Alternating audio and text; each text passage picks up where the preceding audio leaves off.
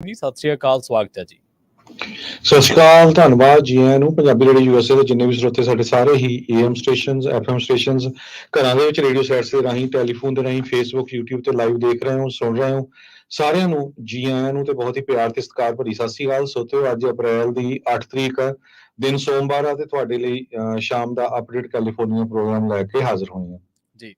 Update California programme ਦੇ ਵਿੱਚ ਅੱਗੇ ਵਧਣ ਤੋਂ ਪਹਿਲਾਂ ਧੰਨਵਾਦ ਕਰਦੇ ਚਲੀਏ ਸਪਾਂਸਰਸ ਦਾ, ਜਿਹੜੇ ਜ਼ਰੀਆ ਬਣਦੇ ਨੇ ਇਹਨਾਂ ਪ੍ਰੋਗਰਾਮਾਂ ਨੂੰ ਤੁਹਾਡੇ ਤੱਕ ਪਹੁੰਚਾਉਣ ਦੇ ਲਈ। ਖਾਲਸਾ ਇੰਸ਼ੋਰੈਂਸ ਏਜੰਸੀ ਵਾਲੇ, ਜਿਨ੍ਹਾਂ ਤੋਂ ਤੁਸੀਂ ਹਰ ਤਰੀਕੇ ਦੀ ਇੰਸ਼ੋਰੈਂਸ ਲੈ ਸਕਦੇ ਹੋ। ਇੰਸ਼ੋਰੈਂਸ ਬਾਰੇ ਪਤਾ ਕਰਨ ਦੇ ਲਈ ਇਹਨਾਂ ਦਾ ਨੰਬਰ ਹੈ 468-272-2500।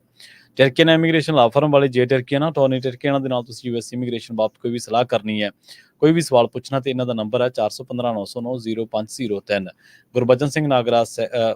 Gurbachan Singh Nagra Sacramento, Pritpal Singh Sidhu Fresno, Sarabjit Singh Toor New Jersey, Harinder ਪੀਨ San Jose, Manjit Singh Fremont, Sarabjit Singh Kulwinder Singh, Surjit Singh Chahal Yuba City, Gurdev Singh Sohal Antelope, Sarabjit Singh ਤੇ ਪਰਿਵਾਰ ਐਲਗਰੋਵ, ਕਮਲਜੀਤ ਸਿੰਘ ਮੱਖਣ ਦੌਲਤਪੁਰੀਆ ਮੰਟੀਕਾ ਤੋਂ। ਇਹਨਾਂ ਸਾਰੇ ਹੀ ਸਪਾਂਸਰਸ ਦਾ ਬਹੁਤ ਬਹੁਤ ਧੰਨਵਾਦ। ਤੇ ਜੇਕਰ ਤੁਸੀਂ ਵੀ ਪੰਜਾਬੀ ਰੇਡੀਓ USA ਦੇ ਇਹਨਾਂ ਪ੍ਰੋਗਰਾਮਾਂ ਨੂੰ ਸਪਾਂਸਰ ਕਰਨਾ ਚਾਹੁੰਦੇ ਹੋ ਤਾਂ ਸਟੂਡੀਓ ਦਾ ਨੰਬਰ ਹੈ 408272 ਜੀ। ਅੱਜ ਦੀਆਂ ਖਬਰਾਂ ਵੱਲ ਆਈਏ ਤੇ ਕੈਲੀਫੋਰਨੀਆ ਦੇ ਵਿੱਚੋਂ ਲੋਕ ਕਹਿੰਦੇ ਵੀ ਭੱਜ ਰਹੇ ਹੈਗੇ ਆ। ਗੋਲਡਨ ਸਟੇਟ ਤੋਂ ਲੋਕਾਂ ਨੇ ਇੱਥੋਂ ਭੱਜਣਾ ਸ਼ੁਰੂ ਕਰ ਦਿੱਤਾ ਹੈਗਾ। ਇੱਕ ਟਾਈਮ ਦੇ ਉੱਤੇ ਕੈਲੀਫੋਰਨੀਆ ਦੀ ਪੋਪੂਲੇਸ਼ਨ 40 ਮਿਲੀਅਨ ਸੀਗੀ, ਜੋ ਕਿ ਹੁਣ 39 ਮਿਲੀਅਨ ਤੇ ਰਹਿ ਗਈ ਹੈਗੀ ਹੈ। US ਸੈਂਸਸ ਬਿਊਰੋ ਨੇ ਰਿਪੋਰਟ ਕੀਤਾ ਮਾਰਚ ਮਹੀਨੇ ਦੇ ਵਿੱਚ ਵੀ ਕੈਲੀਫੋਰਨੀਆ ਦੀ ਪੋਪੂਲੇਸ਼ਨ ਜੁਲਾਈ ਮਹੀਨੇ ਤੱਕ 38 ਮਿਲੀਅਨ 9 ਲੱਖ 65,000 ਸੀ, ਜੋ ਕਿ 75,400 ਇੱਕ ਸਾਲ ਦੇ ਵਿੱਚ ਡਾਊਨ ਗਈ ਆ। 75,000 ਬਹੁਤ ਵੱਡਾ ਨੰਬਰ ਹੁੰਦਾ ਹੈ, ਕਿਉਂਕਿ ਕਈ ਲੋਕ ਆਉਂਦੇ ਵੀ ਆ ਪਰ ਇੰਨੇ ਜ਼ਿਆਦਾ ਜਿਹੜੇ ਆ ਗਏ ਹੈਗੇ ਆ। 5,73,000 ਕੈਲੀਫੋਰਨੀਆ ਦਾ ਜਿਹੜਾ ਪੀਕ ਸੀਗਾ 2020 ਦੇ ਵਿੱਚ 39.5 ਮਿਲੀਅਨ, ਉਹ ਤੋਂ ਜਿਹੜੀ ਥੱਲੇ ਇਹ ਚਲੇ ਗਈ ਹੈਗੀ ਆ। ਤੇ ਇਹ ਵੀ ਪ੍ਰੈਡਿਕਟ ਕਰ ਰਹੇ ਆ ਵੀ 2020 ਚ 45 ਮਿਲੀਅਨ ਪੋਪੂਲੇਸ਼ਨ ਹੋਣੀ ਸੀ, ਪਰ ਦੂਸਰੇ ਪਾਸੇ ਪੋਪੂਲੇਸ਼ਨ ਘਟ ਗਈ ਹੈਗੀ ਆ। ਤੇ 2040 ਚ ਕਹਿੰਦੇ ਸੀ 60 ਮਿਲੀਅਨ ਹੋ ਜਾਣੀ ਆ, ਪਰ ਜਿਸ ਹਿਸਾਬ ਕ੍ਰਾਈਮ ਨੂੰ ਲੈ ਕੇ, ਇਨਫਲੇਸ਼ਨ ਨੂੰ ਲੈ ਕੇ, ਹੋਮਲੈਸਨੈਸ ਨੂੰ ਲੈ ਕੇ ਬਹੁਤ ਸਾਰੇ ਲੋਕ ਕੈਲੀਫੋਰਨੀਆ ਤੋਂ ਜਾ ਰਹੇ ਹੈਗੇ ਆ। ਆਪਾਂ ਹੋਰ ਵੀ ਖਬਰ ਸਾਂਝੀ ਕਰਾਂਗੇ ਗੈਸ ਦੀਆਂ ਪ੍ਰਾਈਸਿਸ ਨੂੰ ਲੈ ਕੇ, ਕਿਸ ਤਰ੍ਹਾਂ ਜਿਹੜੀ ਕੈਲੀਫੋਰਨੀਆ ਦੇ ਵਿੱਚ ਜਿਹੜੀ ਆ ਉਹ ਮਹਿੰਗਾਈ ਚੱਲ ਰਹੀ ਹੈਗੀ ਆ। ਸੋ ਕੈਲੀਫੋਰਨੀਆ ਦੀ ਪੋਪੂਲੇਸ਼ਨ ਧੜਾ ਧੜ ਥੱਲੇ ਨੂੰ ਜਾ ਰਹੀ ਹੈ। ਹਾਂਜੀ ਬਿਲਕੁਲ, 53 ਕਾਉਂਟੀਜ਼ ਨੇ ਜਿਨ੍ਹਾਂ ਨੇ ਪਿਛਲੇ ਕੁਝ ਸਮੇਂ ਦੇ ਵਿੱਚ ਇਹ ਐਕਸਪੀਰੀਅੰਸ ਕੀਤਾ ਸੀਗਾ ਕਿ ਪਾਪੂਲੇਸ਼ਨ ਵੱਧ ਰਹੀ ਹੈ, ਪਰ ਮੈਜੋਰਟੀ ਦੇ ਵਿੱਚ ਰੈਜ਼ੀਡੈਂਸ ਇੱਥੋਂ ਉੱਠ ਕੇ ਜਾ ਰਹੇ ਨੇ। ਜਿਵੇਂ ਹਰਜੋਤ ਸਿੰਘ ਜੀ ਨੇ ਜ਼ਿਕਰ ਕੀਤਾ ਕਿ ਮਹਿੰਗਾਈ ਤੇ ਕ੍ਰਾਈਮ ਦੋਨੇ ਬਹੁਤ ਵੱਡਾ ਕਾਰਨ ਨੇ। ਦੱਸਿਆ ਜਾ ਰਿਹਾ ਕਿ ਲਾਸ ਏਂਜਲਸ ਕਾਉਂਟੀ ਦੇ ਵਿੱਚੋਂ ਹੀ ਜੇ ਗੱਲ ਕਰੀਏ ਤਾਂ ਤਕਰੀਬਨ 56,000 ਤੋਂ ਵੱਧ ਲੋਕ ਛੱਡ ਕੇ ਜਾ ਚੁੱਕੇ ਨੇ 2023 ਦੇ ਵਿੱਚ। ਇਸੇ ਤਰ੍ਹਾਂ ਹੋਰ ਬਥੇਰੀਆਂ ਕਾਉਂਟੀਜ਼ ਨੇ ਜਿਨ੍ਹਾਂ ਦੇ ਵਿੱਚ LA ਕਾਉਂਟੀ ਤੋਂ ਇਲਾਵਾ ਜਿਨ੍ਹਾਂ ਦੇ ਵਿੱਚੋਂ ਲੋਕ ਉੱਠ ਕੇ ਜਾ ਰਹੇ ਨੇ। ਔਰੇਂਜ ਤੇ ਸੈਨ ਡਿਏਗੋ ਕਾਉਂਟੀਜ਼ ਅਜਿਹੀਆਂ ਨੇ ਜਿਹੜੀਆਂ ਟੌਪ ਦੇ ਵਿੱਚ ਨੇ US ਦੇ ਕਾਉਂਟੀ ਦੇ ਵਿੱਚੋਂ, ਜਿਨ੍ਹਾਂ ਦੇ ਵਿੱਚੋਂ ਲੋਕ ਇੱਥੋਂ ਨਿਕਲ ਕੇ ਹੁਣ ਜਾ ਰਹੇ ਨੇ। ਜੁਲਾਈ ਟੂ ਜੁਲਾਈ ਕਾਉਂਟਸ ਦੇ ਵਿੱਚ ਦੱਸਿਆ ਜਾ ਰਿਹਾ ਕਿ ਤਕਰੀਬਨ 14,000 ਤੇ ਲਗਾਤਾਰ 7,000 ਔਰੇਂਜ ਤੇ ਸੈਨ ਡਿਏਗੋ ਕਾਉਂਟੀ ਦੇ ਵਿੱਚੋਂ ਜਿਹੜੇ ਲੋਕ ਛੱਡ ਕੇ ਗਏ ਨੇ। ਹੁਣ ਦੱਸਿਆ ਜਾ ਰਿਹਾ ਕਿ ਇਹ ਜਿਹੜੇ ਸਾਰੇ ਐਸਟੀਮੇਟ ਨੇ, ਜਿਹੜਾ 45 ਮਿਲੀਅਨ ਨਾਲ ਐਸਟੀਮੇਟ ਸੀਗਾ 2022 ਦੇ ਵਿੱਚ, 20 ਦੇ ਵਿੱਚ ਇਸ ਤਰ੍ਹਾਂ 60 ਮਿਲੀਅਨ ਵਾਲਾ 2040 ਦੇ ਵਿੱਚ, ਤਾਂ ਇਹ ਹੁਣ ਐਸਟੀਮੇਟ ਸਾਰੇ ਝੂਠੇ ਪੈਂਦੇ ਨਜ਼ਰ ਆ ਰਹੇ ਨੇ। ਕਾਰਨ ਜਿਹੜੇ ਨੇ ਉਹ ਸਾਫ਼ ਨੇ, ਮਹਿੰਗਾਈ ਤੇ ਕ੍ਰਾਈਮ ਤੇ ਇਹਦੇ ਨਾਲ ਹੋਰ ਜਿਹੜੇ ਫੈਕਟਰ ਆਬਾਦੀ ਨੂੰ ਪ੍ਰਭਾਵਿਤ ਕਰਦੇ ਨੇ ਜੀ। ਅਗਲੀ ਖਬਰ ਵੱਲ ਚਲੀਏ। ਕੈਲੀਫੋਰਨੀਆ ਦੇ ਵਿੱਚ ਇੱਕ ਬਿੱਲ ਇਦਾਂ ਦਾ ਆ ਰਿਹਾ ਜਿਹੜਾ ਕਿ ਟਿਕਟ ਮਾਸਟਰ ਨੂੰ, ਉਹਨਾਂ ਦੀ ਜਿਹੜੀ ਮੋਨੋਪੋਲੀ ਆ ਉਸ ਨੂੰ ਰੋਕੇਗਾ। ਅਸੈਂਬਲੀ ਬਿੱਲ 2808 ਕੰਪੀਟੀਸ਼ਨ ਪ੍ਰੋਵਾਈਡ ਕਰੂਗਾ ਤਾਂ ਕਿ ਲੋਕ ਆਪਣੀਆਂ ਟਿਕਟਾਂ ਬਾਈ ਕਰ ਸਕਣ, ਜੋ ਵੀ ਕੋਈ ਈਵੈਂਟ ਦੇਖਣ ਜਾਂਦੇ ਹੈਗੇ ਆ। ਤੇ ਇਹ ਜਿਹੜਾ ਬਿੱਲ ਆ, ਇਸ ਨੂੰ ਅਸੈਂਬਲੀ ਮੈਂਬਰ ਵਫੀ ਵਿਕਸ, ਜੋ ਡੈਮੋਕ੍ਰੇਟ ਓਕਲੈਂਡ ਤੋਂ ਹੈਗੇ ਆ, ਉਹ ਲੈ ਕੇ ਆਏ ਹੈਗੇ ਆ। ਕਹਿੰਦੇ ਵੀ ਇਸ ਟਾਈਮ ਦੇ ਉੱਤੇ ਇੱਕੋ ਹੀ ਜਿਹੜੀ ਮੋਨੋਪੋਲੀ ਹੈਗੀ ਆ ਟਿਕਟਾਂ ਜੋ ਹੈਗੀਆਂ ਉਹਨਾਂ ਦੀਆਂ ਕੀਮਤਾਂ 140% ਤੱਕ ਅਪ ਗਈਆਂ ਹੈਗੀਆਂ। ਅਸੈਂਬਲੀ ਮੈਂਬਰ ਬਿਕਸ ਨੇ AB 2808 ਬਿੱਲ ਲਿਆਂਦਾ ਆ ਤਾਂ ਕਿ ਹੋਰ ਜਿਹੜੀਆਂ ਕੰਪਨੀਆਂ ਆ ਉਹ ਵੀ ਟਿਕਟਾਂ ਜੋ ਆ ਉਹ ਵੇਚ ਸਕਣ, ਕੰਪੀਟੀਸ਼ਨ ਹੋਵੇ ਤਾਂ ਕਿ ਕੀਮਤਾਂ ਜੋ ਆ ਉਹ ਘਟ ਸਕਣ। ਪ੍ਰੈਜ਼ੀਡੈਂਟ ਜੋ ਬਾਈਡਨ ਹੋਣਾ ਨੇ ਵੀ ਕਿਹਾ ਵੀ ਟਰਾਂਸਪੇਰੈਂਸੀ ਹੋਣੀ ਚਾਹੀਦੀ ਆ ਐਕਸਟਰਾ ਫੀਸ ਦੇ ਉੱਤੇ ਜਦੋਂ ਚੈੱਕ ਆਊਟ ਹੁੰਦਾ ਹੈਗਾ। ਡਿਪਾਰਟਮੈਂਟ ਆਫ ਜਸਟਿਸ ਵੀ ਕਹਿੰਦੇ ਹੋ ਸਕਦਾ ਲਾ ਸੂਟ ਫਾਈਲ ਕਰਨ ਜਾ ਰਿਹਾ ਆ ਇਹ ਜਿਹੜੀ ਕੰਪਨੀ ਹੈਗੀ ਆ ਟਿਕਟ ਮਾਸਟਰ, ਉਹਨਾਂ ਦੇ ਅਗੇਂਸਟ। ਸੋ ਮਜੀਸ਼ੀਅਨ ਤੇ president of California black chamber of commerce ਜੇ ਕਿੰਗ, ਉਹਨਾਂ ਨੇ ਕਿਹਾ ਵੀ ਜਿਹੜੀ ਟਿਕਟ ਮਾਸਟਰ ਦੀ ਮੋਨੋਪੋਲੀ ਹੈਗੀ ਆ, ਇਹ ਕੰਜ਼ਿਊਮਰਸ ਨੂੰ ਨਹੀਂ ਕੱਲਾ ਹਰਟ ਕਰਦੀ, ਇਹ ਆਰਟਿਸਟ ਨੂੰ ਵੀ ਜਿਹੜੀ ਆ ਉਹ ਹਰਟ ਕਰਦੀ ਹੈਗੀ ਆ। ਤੇ ਇਹਦੇ ਸੰਬੰਧ ਦੇ ਵਿੱਚ ਟਿਕਟ ਮਾਸਟਰ ਦੇ ਸਪੋਕਸਪਰਸਨ ਨੇ ਇਹ ਕਿਹਾ ਆ ਵੀ ਅਸੀਂ ਜੋ ਰਿਫਾਰਮ ਹੋਣੇ ਚਾਹੀਦੇ ਆ ਉਹਨਾਂ ਦੀ ਜਿਹੜੀ ਆ ਸਪੋਰਟ ਕਰਦੇ ਹੈਗੇ ਆ। ਜੀ, ਅਗਲੀ ਖਬਰ ਲਾਸ ਵੇਗਸ ਤੋਂ ਆ ਰਹੀ ਹੈ। ਲਾਸ ਵੇਗਸ ਦੇ ਵਿੱਚ ਇੱਕ ਸ਼ੂਟਿੰਗ ਦੀ ਵਾਰਦਾਤ ਵਾਪਰੀ ਹੈ। ਲਾਅ ਆਫਿਸ ਦੇ ਸਾਹਮਣੇ, ਲਾਅ ਆਫਿਸ ਦੇ ਵਿੱਚ ਸਮਰਲਿਨ ਏਰੀਆ ਦੇ ਵਿੱਚ, ਜਿਹੜਾ ਲਾਸ ਵੇਗਸ ਦੇ ਵਿੱਚ ਪੈਂਦਾ, ਤੇ ਇਹਦੇ ਵਿੱਚ 2 ਜਣਾਂ ਦੀ ਮੌਤ ਹੋ ਗਈ ਤੇ ਪਤਾ ਲੱਗਿਆ ਕਿ ਹੁਣ ਜਿਹੜਾ ਸ਼ੂਟਰ ਹੈ ਉਹ ਵੀ ਮਾਰਿਆ ਗਿਆ। ਸ਼ੈਰਿਫ ਕੇਵਿਨ ਮੈਕਹਿਲ ਨੇ ਜਿਹੜੀ ਜਾਣਕਾਰੀ ਦਿੱਤੀ ਹੈ ਇੱਕ ਨਿਊਜ਼ ਕਾਨਫਰੰਸ ਦੇ ਦਰਮਿਆਨ, ਉਹਨੇ ਕਿਹਾ ਕਿ ਸਸਪੈਕਟ ਜਿਹੜਾ ਉਹ ਮਾਰਿਆ ਗਿਆ, ਉਹਨੇ ਆਪਣੇ ਆਪ ਨੂੰ ਗੋਲੀ ਮਾਰ ਕੇ ਜਿਹੜੀ ਖੁਦਕੁਸ਼ੀ ਕੀਤੀ ਹੈ। ਵਿਕਟਮ ਜਿਹੜੇ ਆਇਡੈਂਟੀਫਾਈਡ ਕੀਤੇ ਗਏ ਨੇ ਉਹ ਇੱਕ ਔਰਤ ਤੇ ਇੱਕ ਮਰਦ ਵਜੋਂ ਕੀਤੇ ਗਏ ਨੇ। ਇਹ ਹਲੇ ਅਨਕਲੀਅਰ ਹੈ ਕਿ ਕਿਵੇਂ ਇਹਨਾਂ ਜਿਹੜੇ ਵਿਕਟਮ ਹੈ ਜਾਂ ਜਿਹੜਾ ਸ਼ੱਕੀ ਹੈ ਜਿਹਨੇ ਆਪਣੇ ਆਪ ਨੂੰ ਖਤਮ ਕੀਤਾ ਹੈ, ਉਹ ਕੀ ਇੱਕ ਦੂਜੇ ਨੂੰ ਜਾਣਦੇ ਸਨ ਜਾਂ ਕੋਈ ਪੁਰਾਣੀ ਰੰਜਿਸ਼ ਹੈ। ਦੱਸਿਆ ਜਾ ਰਿਹਾ ਹੈ ਕਿ ਇਹ ਜਦੋਂ ਘਟਨਾ ਵਾਪਰੀ ਤੇ ਪੁਲਿਸ ਨੂੰ 10801 ਵੈਸਟ ਚਾਰਲਸਟਨ ਬੁਲੇਵਾਰਡ ਦੇ ਲਾਗੇ ਛਾਗੇ ਬੁਲਾਇਆ ਗਿਆ ਸੀਗਾ, ਜਿੱਥੇ ਕਿ ਇੱਕ 6 ਸਟੋਰੀ ਬਿਲਡਿੰਗ ਹੈ ਤੇ ਉਹਦੇ 5th ਫਲੋਰ ਦੇ ਉੱਤੇ ਇਹ ਵਾਰਦਾਤ ਵਾਪਰੀ ਹੈ।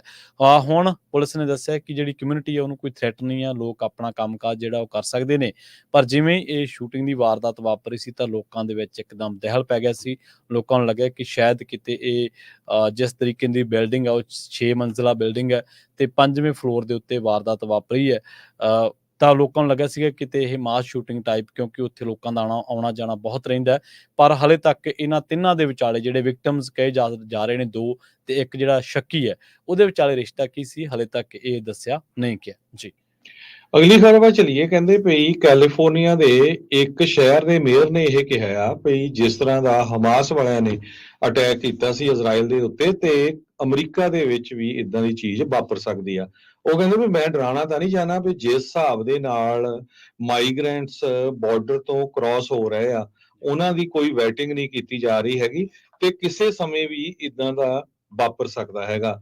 ਐਲ ਕਹੋਨ ਦੇ ਮੇਅਰ ਤੇ ਕਾਂਗਰੈਸ਼ਨਲ ਕੈਂਡੀਡੇਟ ਬਿਲ ਵੈਲਸ, ਉਹਨਾਂ ਨੇ ਕਿਹਾ ਵੀ 9/11 ਸਟਾਈਲ ਅਟੈਕ ਇਹ ਵਾਪਰ ਸਕਦਾ ਹੈਗਾ, ਕਿਉਂਕਿ ਪਿਛਲੇ ਦਿਨਾਂ ਦੇ ਵਿੱਚ ਬਾਰਡਰ ਪੈਟਰੋਲ ਦੇ ਜੋ ਚੀਫ ਜੇਸਨ ਓਵਨਸ ਆ, ਉਹਨਾਂ ਨੇ ਕਿਹਾ ਵੀ 1,40,000 ਤੋਂ ਵੱਧ ਜਿਹੜੇ ਲੋਕ ਐਂਟਰ ਹੋ ਚੁੱਕੇ ਜਿਨ੍ਹਾਂ ਦਾ ਰੈਕੋਰਡ ਸਹੀ ਨਹੀਂ ਹੈਗਾ ਤੇ ਸਾਡੇ ਕੋਲ ਕੋਈ ਨਹੀਂ ਪਤਾ ਵੀ ਕਿਹੜੇ ਬੰਦੇ ਕਿੱਥੇ ਗਏ ਹੈਗੇ ਆ। ਹਜੇ ਪਿਛਲੇ ਮਹੀਨੇ ਇੱਕ ਫਰੈਡੀ ਇਵਾਨ ਜੈਂਡਰਸ ਪਰਾਡਾ, ਜੋ ਇੱਕ MS-13 ਗੈਂਗ ਦਾ ਸਭ ਤੋਂ ਵੱਡਾ ਲੀਡਰ ਆ। ਸਰੋਤਿਆਂ ਨੂੰ ਯਾਦ ਹੋਊਗਾ ਪ੍ਰੈਜ਼ੀਡੈਂਟ ਡੋਨਲਡ ਟਰੰਪ ਹੋਣਾ ਨੇ MS-13 ਗੈਂਗ ਨੂੰ ਬਹੁਤ ਜ਼ਿਆਦਾ ਉਸ ਟਾਈਮ ਦੇ ਉੱਤੇ ਪ੍ਰਚਾਰਿਆ ਸੀ ਵੀ ਇਹ ਅਮਰੀਕਾ ਦੇ ਵਿੱਚ ਤਰਥੱਲੀ ਮਚਾ ਸਕਦੇ ਹੈਗੇ ਆ। FBI ਤੋਂ ਕਈ ਸਾਲਾਂ ਤੋਂ ਵਾਂਟਡ ਸੀਗਾ, ਇਹ ਇਸ ਨੂੰ ਪਿਛਲੇ ਮਹੀਨੇ ਹੀ ਹਜੇ ਫੜਿਆ ਗਿਆ ਹੈਗਾ। ਤੇ ਆਪਣੇ ਗੁਆਂਢੀ ਮੁਲਕ ਜਿਹੜਾ ਮੈਕਸੀਕੋ ਆ, ਉੱਥੇ ਦੀ ਸਿਚੁਏਸ਼ਨ ਇਸ ਟਾਈਮ ਦੇ ਉੱਤੇ ਬਹੁਤ ਬੈਡ ਆ। ਉੱਥੇ ਇਲੈਕਸ਼ਨ ਹੋਣ ਜਾ ਰਹੀਆਂ ਤੇ 28 ਜਿਹੜੇ ਕੈਂਡੀਡੇਟ ਸੀ ਵੱਖ-ਵੱਖ, ਕੋਈ ਮੇਅਰ ਦੇ ਲਈ, ਕੋਈ ਉਹਨਾਂ ਦੇ ਮੈਂਬਰ ਪਾਰਲੀਮੈਂਟ ਦੇ ਲਈ, ਉਹਨਾਂ ਦਾ ਕਤਲ ਹੋ ਚੁੱਕਿਆ ਆ ਪਿਛਲੇ ਦਿਨਾਂ ਦੇ ਵਿੱਚ। ਤੇ ਇਸ ਦੇ ਸੰਬੰਧ ਦੇ ਵਿੱਚ ਸੈਨ ਡੀਗੋ ਦੇ ਇੱਕ ਕਾਉਂਟੀ ਸੁਪਰਵਾਈਜ਼ਰ ਆ ਜਿਮ ਦੇਸਮੋਂਡ, ਉਹਨਾਂ ਨੇ ਕਿਹਾ ਵੀ ਹੇਤੀ ਤੋਂ, ਇੰਡੀਆ ਤੋਂ, ਪਾਕਿਸਤਾਨ ਤੋਂ, ਚਾਈਨਾ ਤੇ ਹੋਰ ਮੁਲਕਾਂ ਤੋਂ ਲੋਕ ਆ ਰਹੇ ਹੈਗੇ ਆ। ਕਮਿਊਨਿਸਟ ਚਾਈਨਾ ਜੋ ਸਾਡਾ ਮਿੱਤਰ ਨਹੀਂ ਹੈਗਾ ਤੇ ਸਾਡੀ ਉਹਨਾਂ ਦੇ ਨਾਲ ਟੈਨਸ਼ਨ ਆ, ਕੋਈ ਪਤਾ ਨਹੀਂ ਪਈ ਉਹ ਇਦਾਂ ਦਾ ਬੰਦਾ ਇੱਥੇ ਭੇਜ ਕੇ ਕੋਈ ਬਹੁਤ ਵੱਡਾ ਜਿਹੜਾ ਕਾਰਾ ਆ ਉਹ ਕਰਾ ਦੇਵੇ। ਜੀ, ਅਗਲੀ ਖਬਰ ਕਲੇਅਰਮਾਉਂਟ ਤੋਂ ਆ ਰਹੀ ਹੈ। ਕਲੇਅਰਮਾਉਂਟ ਦੇ ਵਿੱਚ ਇੱਕ ਪੋਮੋਨਾ ਕਾਲਜ ਆ ਜਿੱਥੇ ਫਿਲਸਤੀਨੀਆਂ ਦੇ ਹੱਕ ਦੇ ਵਿੱਚ ਜਿਹੜਾ ਰੋਸ ਮੁਜ਼ਾਹਰਾ ਉਹ ਕੀਤਾ ਜਾ ਰਿਹਾ ਸੀਗਾ ਤੇ ਇਸੇ ਦਰਮਿਆਨ ਪੁਲਿਸ ਨੇ 30 ਤੋਂ 40 ਜਿਹੜੇ ਪ੍ਰੋ ਫਿਲਸਤੀਨੀਅਨ, ਫਿਲਸਤੀਨ ਦੇ ਹੱਕ ਦੇ ਵਿੱਚ ਰੋਸ ਮੁਜ਼ਾਹਰਾਕਾਰੀ ਸੀਗੇ, ਉਹਨਾਂ ਨੂੰ ਅਰੈਸਟ ਕੀਤਾ, ਉਹਨਾਂ ਨੂੰ ਹਿਰਾਸਤ ਦੇ ਵਿੱਚ ਲਿਆ। ਇਹ ਪ੍ਰੈਜ਼ੀਡੈਂਟ ਦੇ ਆਫਿਸ ਦੇ ਸਾਹਮਣੇ ਜਾ ਰਹੇ ਸੀਗੇ ਤੇ ਦੱਸਿਆ ਜਾ ਰਿਹਾ ਕਿ ਉਸ ਤੋਂ ਬਾਅਦ ਇਹਨਾਂ ਦਾ ਇੱਕ ਗਰੁੱਪ ਦੇ ਨਾਲ ਝਗੜਾ ਹੋ ਗਿਆ, ਜਿਸ ਕਰਕੇ ਇਹ ਕਾਰਵਾਈ ਜਿਹੜੀ ਹੈ ਪੁਲਿਸ ਨੂੰ ਕਰਨੀ ਪਈ। ਦੱਸ ਚੱਲੀਏ ਕਿ ਪੁਲਿਸ ਨੂੰ ਸੱਦਿਆ ਗਿਆ ਸੀਗਾ ਜਿਹੜਾ ਕੈਂਪਸ ਹੈ 550 N ਕਾਲਜ ਐਵੀਨਿਊ ਦੇ ਵਿੱਚ, ਤੇ ਕਲੀਅਰਮੈਂਟ ਪੁਲਿਸ ਡਿਪਾਰਟਮੈਂਟ ਨੂੰ ਜਦੋਂ ਕਾਲਜ ਦੇ ਵਿੱਚ ਸੱਦਿਆ ਗਿਆ ਤਾਂ ਉਹਨਾਂ ਨੇ ਦੱਸਿਆ ਗਿਆ ਕਿ 100 ਤੋਂ 150 ਪ੍ਰੋਟੈਸਟਰ ਆ ਜਿਹੜੇ ਪ੍ਰੈਜ਼ੀਡੈਂਟ ਦੇ ਆਫਿਸ ਦੇ ਬਾਹਰ ਪ੍ਰੋਟੈਸਟ ਕਰ ਰਹੇ ਨੇ। ਪਰ ਉਸੇ ਦਰਮਿਆਨ ਉਹਨਾਂ ਦੇ ਵਿਰੋਧ ਦੇ ਵਿੱਚ 30 ਤੋਂ 40 ਹੋਰ ਸਟੂਡੈਂਟ ਆ ਗਏ ਸੀਗੇ ਜਿਹੜੇ ਕਹਿ ਰਹੇ ਸੀਗੇ ਕਿ ਇਹਨਾਂ ਨੂੰ ਇੱਥੋਂ ਖਦੇੜਾ ਜਾਣਾ ਚਾਹੀਦਾ ਹੈ। ਉਸ ਤੋਂ ਬਾਅਦ ਪੁਲਿਸ ਪਹੁੰਚਦੀ ਹੈ ਤੇ ਪੁਲਿਸ ਨੇ ਫਿਰ ਇਹਤਿਆਤ ਵਜੋਂ ਇਹਨਾਂ ਨੂੰ, ਜਿਹੜੇ ਵਿਦਿਆਰਥੀ ਸੀਗੇ, ਉਹਨਾਂ ਨੂੰ ਆਪਣੀ ਹਿਰਾਸਤ ਦੇ ਵਿੱਚ ਲੈ ਲਿਆ। ਹਾਲਾਂਕਿ ਇਹਨਾਂ ਦੀ ਕੈਂਪਸ ਸੇਫਟੀ ਪਰਸਨਲ ਤੇ ਕਲੀਅਰਮਾਉਂਟ ਜਿਹੜੇ ਪੀਡੀ ਆਫਿਸ ਹੈ ਉਹਨਾਂ ਨੂੰ ਵੀ ਵਿੱਚ ਦਖਲਅੰਦਾਜ਼ੀ ਕਰਨੀ ਪਈ। ਪਰ ਦੱਸਦੇ ਆ ਕਿ ਇਹ ਦੋ ਗਰੁੱਪ ਆਪਸ ਵਿੱਚ ਦੀ ਟਕਰਾਅ ਦੇ ਰੂਪ ਦੇ ਵਿੱਚ ਆ ਗਏ ਸਨ ਫਿਲਿਸਤੀਨ ਦੇ ਇਸ ਮਾਮਲੇ ਨੂੰ ਲੈ ਕੇ। ਆਪਾਂ ਲੰਘੇ ਪ੍ਰੋਗਰਾਮਾਂ ਦੇ ਵਿੱਚ ਵੀ ਜਦੋਂ ਤੋਂ ਪਿਛਲੇ 6 ਮਹੀਨਿਆਂ ਤੋਂ ਇਹ ਵਾਰ ਸ਼ੁਰੂ ਹੋਈ ਹੈ, ਇਜ਼ਰਾਈਲ ਨੇ ਹਮਲੇ ਕੀਤੇ ਨੇ ਗਾਜ਼ਾ ਦੇ ਉੱਪਰ ਤੇ ਹਮਾਸ ਨੇ ਇੱਕ ਅਟੈਕ ਕੀਤਾ ਸੀ, ਜਿਸ ਤਰੀਕੇ ਦਾ ਜ਼ਿਕਰ ਹਰਜੋਤ ਸਿੰਘ ਖਾਲਸਾ ਜੀ ਨੇ ਕੀਤਾ ਹਮਲੇ ਦਾ। ਤਾਂ ਉਸ ਤੋਂ ਬਾਅਦ ਦੁਨੀਆ ਦੇ ਵਿੱਚ ਇੱਕ ਪਾਸੇ ਦੋ ਧਿਰਾਂ ਬਣ ਗਈਆਂ। ਇੱਕ ਪਾਸੇ ਪ੍ਰੋ ਫਿਲਿਸਤੀਨੀਅਨ ਲੋਕ ਸੀ ਜਿਨ੍ਹਾਂ ਦਾ ਕਹਿਣਾ ਇਹ ਹੈ ਕਿ ਬੱਚੇ ਤੇ ਬੀਬੀਆਂ ਤੇ ਜਿਹੜੇ ਮਰੀਜ਼ ਨੇ ਉਹਨਾਂ ਨੂੰ ਵਾਰ ਦੇ ਵਿੱਚ ਬਖਸ਼ਿਆ ਜਾਣਾ ਚਾਹੀਦਾ ਹੈ। ਪਰ ਦੂਜੇ ਪਾਸੇ ਉਹ ਲੋਕ ਸੀਗੇ ਜਿਹੜੇ ਕਹਿੰਦੇ ਕਿ ਨਹੀਂ, ਇਹਨਾਂ ਦੇ ਹੱਕ ਦੇ ਵਿੱਚ ਕੋਈ ਆਵਾਜ਼ ਨਹੀਂ ਬੁਲੰਦ ਕਰਨੀ, ਕੁਛ ਨਹੀਂ ਕਰਨਾ। ਸੋ ਅਮਰੀਕਾ ਦੇ ਵਿੱਚ ਇਸ ਤਰ੍ਹਾਂ ਦੇ ਸਾਹਮਣੇ ਕਈ ਹੋਏ ਨੇ। ਇੱਕ ਤੁਹਾਨੂੰ ਯਾਦ ਹੋਣਾ, ਇੱਕ ਬਜ਼ੁਰਗ ਦੀ ਮੌਤ ਵੀ ਹੋ ਗਈ ਸੀਗੀ ਇਹਨਾਂ ਮੁਜ਼ਾਹਰਿਆਂ ਦੇ ਦਰਮਿਆਨ। ਜੀ, ਅਗਲੀ ਖਬਰ ਵਿੱਚ ਚਲੀਏ। ਕੈਲੀਫੋਰਨੀਆ ਦੇ ਅਟਾਰਨੀ ਜਨਰਲ ਰੌਬ ਬੰਟਾ ਉਹ ਅੱਜ ਕੈਲੀਫੋਰਨੀਆ ਬਾਰਡਰ ਦੇ ਉੱਤੇ ਵਿਜ਼ਿਟ ਕਰਨ ਪਹੁੰਚੇ। ਉਹਨਾਂ ਦਾ ਮੇਨ ਮੁੱਦਾ ਉਸ ਬਾਰਡਰ ਦੇ ਉੱਤੇ ਜਾ ਕੇ ਜਿਹੜੇ ਵੱਖ-ਵੱਖ ਏਜੰਸੀਆਂ ਦੇ ਹੈੱਡ ਹੈਗੇ ਆ, ਚਾਹੇ ਕਸਟਮ ਵਾਲੇ ਆ ਜਾਂ FBI ਦੇ ਆ, ਉਹਨਾਂ ਦੇ ਨਾਲ ਗੱਲਬਾਤ ਕਰਨੀ ਪਈ ਜੋ ਫੈਂਟਲਿਨ ਆ ਉਸ ਏਰੀਏ ਤੋਂ ਬਹੁਤ ਕ੍ਰਾਸ ਹੋ ਕੇ USA ਦੇ ਵਿੱਚ ਆ ਰਹੀ ਹੈਗੀ ਆ। USA ਦੇ ਵਿੱਚ ਆਪਾਂ ਪਿਛਲੇ ਸਮਿਆਂ ਦੇ ਦੌਰਾਨ ਤੁਹਾਨੂੰ ਦੱਸਿਆ ਵੀ ਪਿਛਲੇ ਇਕੱਲੇ 1 ਸਾਲ ਦੇ ਵਿੱਚ 77,000 ਮੌਤਾਂ ਫੈਂਟਲਿਨ ਜੋ ਡਰੱਗ ਆ ਉਹ ਯੂਜ਼ ਕਰਕੇ ਹੋਈਆਂ। ਤੇ ਕਹਿੰਦੇ ਮੈਜੋਰਿਟੀ ਦੇ ਵਿੱਚ ਜਿਹੜੀ ਫੈਂਟਲਿਨ ਆ ਉਹ ਸੈਂਡੀਗੋ ਵਾਲਾ ਬਾਰਡਰ ਜਿਹੜਾ ਉੱਥੋਂ ਆਉਂਦੀ ਹੈਗੀ ਆ, ਤੈਵਾਨ ਵਾਲੀ ਸਾਈਡ ਤੋਂ। ਤੇ ਸੈਂਡੀਗੋ ਦੇ ਵਿੱਚ ਵੀ ਪਿਛਲੇ ਸਾਲ 800 ਲੋਕਾਂ ਦੀ ਜਿਹੜੀ ਮੌਤ ਫੈਂਟਲਿਨ ਯੂਜ਼ ਕਰਕੇ ਹੋਈ ਹੈਗੀ ਆ। ਇਸੇ ਤਰ੍ਹਾਂ ਜਿਹੜੇ ਸਟੈਟਿਸਟ ਆ ਰਹੇ ਆ ਉਹਨਾਂ ਦੇ ਮੁਤਾਬਕ ਬਹੁਤ ਵੱਡੀ ਗਿਣਤੀ ਦੇ ਵਿੱਚ ਕੈਲੀਫੋਰਨੀਆ ਦੇ ਵਿੱਚ ਵੀ ਲੋਕ ਹੁਣ ਫੈਂਟਲਿਨ ਨੂੰ ਯੂਜ਼ ਕਰ ਰਹੇ ਆ ਤੇ ਉਹਨਾਂ ਦੀਆਂ ਮੌਤਾਂ ਹੋ ਰਹੀਆਂ। ਹੁਣ ਕੱਲੀ ਸੈਂਡੀਗੋ ਦੀ ਆਪਾਂ ਇੱਕ ਸ਼ਹਿਰ ਦੀ ਗੱਲ ਦੱਸੀ ਆ ਜਿੱਥੇ 800 ਮੌਤਾਂ ਹੋਈਆਂ। ਪੂਰੇ ਅਮਰੀਕਾ 'ਚ 77,000 1 ਸਾਲ ਦੇ ਵਿੱਚ ਫੈਂਟਲਿਨ ਯੂਜ਼ ਦੇ ਨਾਲ ਮੌਤਾਂ ਹੋਈਆਂ ਹੈਗੀਆਂ ਆ। ਤੇ ਮੀਡੀਆ ਨੂੰ ਉੱਥੇ ਉਹਨੇ ਅਲਾਉ ਨਹੀਂ ਕੀਤਾ ਜਿੱਥੇ ਅਟਾਰਨੀ ਜਨਰਲ ਰੌਬ ਬੰਟਾ ਹੁਣੀ ਪਹੁੰਚੇ ਸੀਗੇ। ਪਰ ਕਹਿੰਦੇ ਵੀ ਉੱਥੇ David King, director of San Diego Imperial County high intensity drug trafficking area ਵਾਲੇ ਵੀ ਸੀਗੇ, ਟਾਸਕ ਫੋਰਸ ਵੀ ਸੀਗੀ। ਤੇ ਉਹਨਾਂ ਨੇ ਉਹ ਜਿਹੜਾ ਦੇਖਿਆ ਵੀ ਕਿਸ ਏਰੀਏ ਤੋਂ ਕੈਲੀਫੋਰਨੀਆ ਦੇ ਵਿੱਚ ਜਿਹੜੀ ਆ ਫੈਂਟਲਿਨ ਆ ਉੱਥੇ ਦੇ ਜਿਹੜੇ ਡਰੱਗ ਲਾਰਡਸ ਆ ਉਹ ਭੇਜ ਰਹੇ ਹੈਗੇ। ਜੀ। ਅਗਲੀ ਖਬਰ ਦੇ ਵੱਲ ਵਧੀਏ। ਸਟਾਕਟਨ ਤੇ ਸੈਕਰਾਮੈਂਟੋ ਦੇ ਕਈ ਇਲਾਕਿਆਂ ਦੇ ਵਿੱਚ ਸ਼ੂਟਿੰਗ ਦੀਆਂ ਵਾਰਦਾਤਾਂ ਵਾਪਰੀਆਂ, ਜਿਨ੍ਹਾਂ ਦੇ ਵਿੱਚ 3 ਜਾਣੇ ਜਿਹੜੇ ਨੇ ਉਹ ਮਾਰੇ ਗਏ ਨੇ। ਸ਼ੂਟਿੰਗ ਦੀਆਂ ਵਾਰਦਾਤਾਂ ਸਟਾਕਟਨ ਤੇ ਇਹਦੇ ਨਾਲ ਹੋਰ ਨਾਲ ਲੱਗਦੇ ਇਲਾਕਿਆਂ ਦੇ ਵਿੱਚ ਵਾਪਰੀਆਂ। ਹੁਣ ਤੱਕ ਪਤਾ ਲੱਗਿਆ ਕਿ 3 ਜਾਣੇ ਇਹਨਾਂ ਸ਼ੂਟਿੰਗ ਦੀਆਂ ਵਾਰਦਾਤਾਂ ਦਾ ਸ਼ਿਕਾਰ ਹੋਏ ਨੇ। ਪਹਿਲੀ ਜਿਹੜੀ ਘਟਨਾ ਵਾਪਰੀ ਹੈ ਉਹਦੇ ਵਿੱਚ 21 ਸਾਲਾ ਬੰਦਾ ਜਿਹੜਾ ਉਹ ਮਾਰਿਆ ਗਿਆ। ਦੱਸਿਆ ਜਾ ਰਿਹਾ ਕਿ ਇਹ 12 ਵਜੇ ਵਾਪਰੀ ਹੈ, ਤਕਰੀਬਨ ਵੁੱਡ ਡੱਕ ਸਰਕਲ ਤੇ ਕੁਇਲ ਲੇਕਸ ਡਰਾਈਵ ਦੇ ਇਲਾਕਿਆਂ ਦੇ ਵਿੱਚ।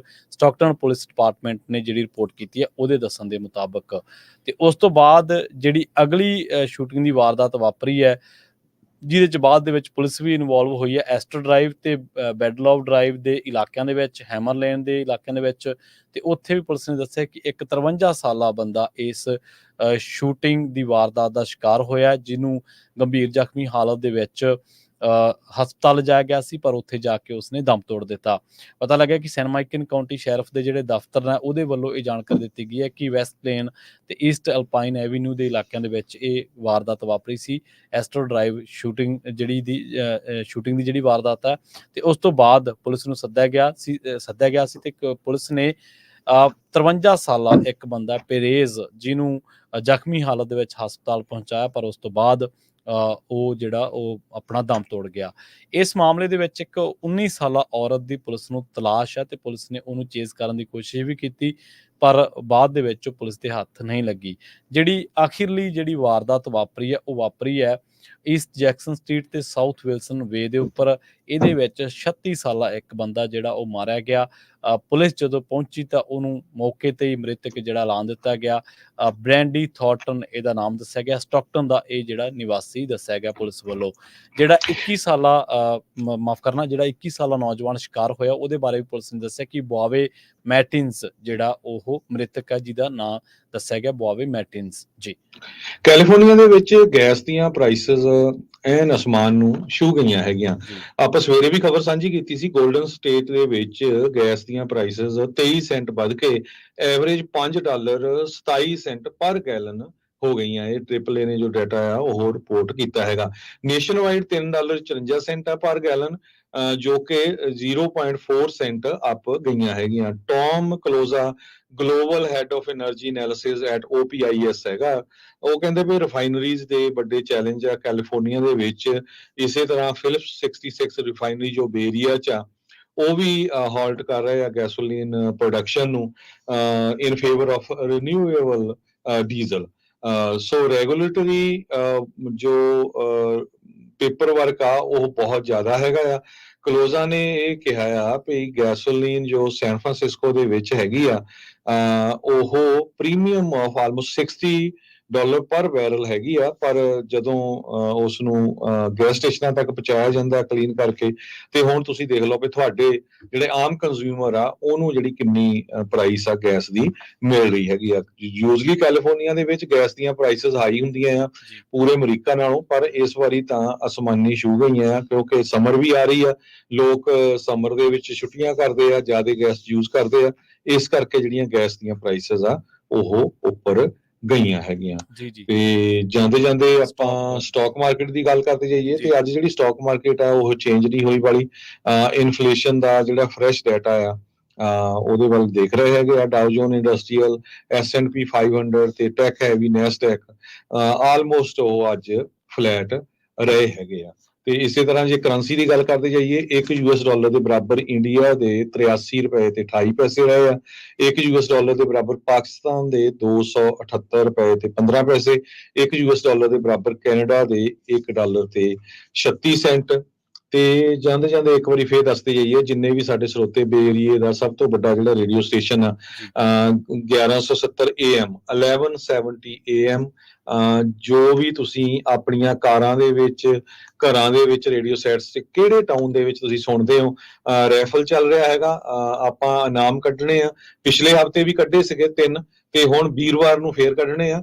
ਜਰੂਰ ਤੁਸੀਂ ਕਾਲ ਕਰਕੇ ਆਪਣਾ ਨਾਮ ਹੀ ਦੱਸਣਾ ਵੀ ਮੇਰਾ ਨਾਮ ਇਹ ਆ ਤੇ ਮੈਂ ਇਸ ਸ਼ਹਿਰ ਦੇ ਵਿੱਚ ਕਾਰ ਵਿੱਚ ਜਾਂ ਆਪਣੇ ਘਰ ਵਿੱਚ ਜਾਂ ਐਪ ਦੇ ਉੱਤੇ ਇਹ ਜਿਹੜਾ ਆ ਪੰਜਾਬੀ ਰੇਡੀਓ USA ਨੂੰ ਸੁਣ ਰਿਹਾ ਹੈਗਾ। ਰਾਈਟ ਨਾਓ ਆਪਾਂ ਜਿਹੜਾ ਬੇਰੀਏ ਦਾ ਸਭ ਤੋਂ ਵੱਡਾ ਸਟੇਸ਼ਨ 1170 AM ਆ, ਉਹਨਾਂ ਦੇ ਲਿਸਨਰਸ ਨੂੰ ਅਵਾਰਡ ਕੱਢ ਰਹੇ ਹੈਗੇ ਆ। ਆਉਣ ਵਾਲੇ ਸਮੇਂ ਦੇ ਵਿੱਚ ਆਪਾਂ ਵੱਖ-ਵੱਖ ਜਿਹੜੇ ਸ਼ਹਿਰਾਂ ਦੇ ਵਿੱਚ ਸਾਡੇ ਹੋਰ ਸਟੇਸ਼ਨ ਆ ਉਹਨਾਂ ਦਾ ਵੀ ਇੱਦਾਂ ਹੀ ਕਰਾਂਗੇ, ਫਿਰ ਇੱਕ ਗ੍ਰੈਂਡ ਪ੍ਰਾਈਜ਼ ਕੱਢਿਆ ਜਾਊਗਾ। ਸੋ ਉਸ ਦੇ ਲਈ ਤੁਸੀਂ ਕਾਲ ਜ਼ਰੂਰ ਕਰੋ। ਵੱਧ ਤੋਂ ਵੱਧ ਆਪਣੇ ਜਿਹੜੇ ਦੋਸਤ ਮਿੱਤਰ, ਰਿਸ਼ਤੇਦਾਰ, ਗੁਆਂਢੀ ਆ ਉਹਨਾਂ ਨੂੰ 1170 AM 1170 AM ਬਾਰੇ ਦੱਸੋ। 24 ਘੰਟੇ ਰੇਡੀਓ ਸਟੇਸ਼ਨ ਚੱਲਦਾ, ਵੱਖ-ਵੱਖ ਪ੍ਰੋਗਰਾਮ ਆ, ਬਹੁਤ ਹੀ ਐਜੂਕੇਸ਼ਨਲ ਪ੍ਰੋਗਰਾਮ ਹੁੰਦੇ ਆ, ਜਾਣਕਾਰੀ ਭਰਪੂਰ ਪ੍ਰੋਗਰਾਮ ਹੁੰਦੇ ਆ। ਤੇ ਤੁਸੀਂ ਪੰਜਾਬੀ ਰੇਡੀਓ USA ਸਟੂਡੀਓ 'ਚ ਹੁਣ ਵੀ ਕਾਲ ਕਰ ਸਕਦੇ ਹੋ ਆਪਣਾ ਨਾਮ ਤੇ ਸ਼ਹਿਰ ਦੱਸਣ ਦੇ ਲਈ ਜਿੱਥੇ ਤੁਸੀਂ 1170 AM ਸੁਣ ਰਹੇ ਹੋ। 408 272 5200 408 272 5200। ਜੀ ਬਿਲਕੁਲ। ਸੋ ਹਰਜੋਤ ਸਿੰਘ ਜੀ ਇੱਥੇ ਹੀ ਆਪਾਂ ਲਈਏ ਜੀ ਇਜਾਜ਼ਤ ਜੀ। ਮੇਰੇ ਹਰਜੋਤ ਸਿੰਘ ਵੱਲੋਂ, ਪ੍ਰਵੀਨ ਸ਼ਰਮਾ ਵੱਲੋਂ ਸਾਰਿਆਂ ਨੂੰ ਬਹੁਤ ਹੀ ਪਿਆਰ ਤੇ ਸਤਿਕਾਰ ਭਰੀ ਸਤਿ ਸ੍ਰੀ ਅਕਾਲ ਤੇ ਸੁਣਦੇ ਰਹੋ ਪੰਜਾਬੀ ਰੇਡੀਓ USA।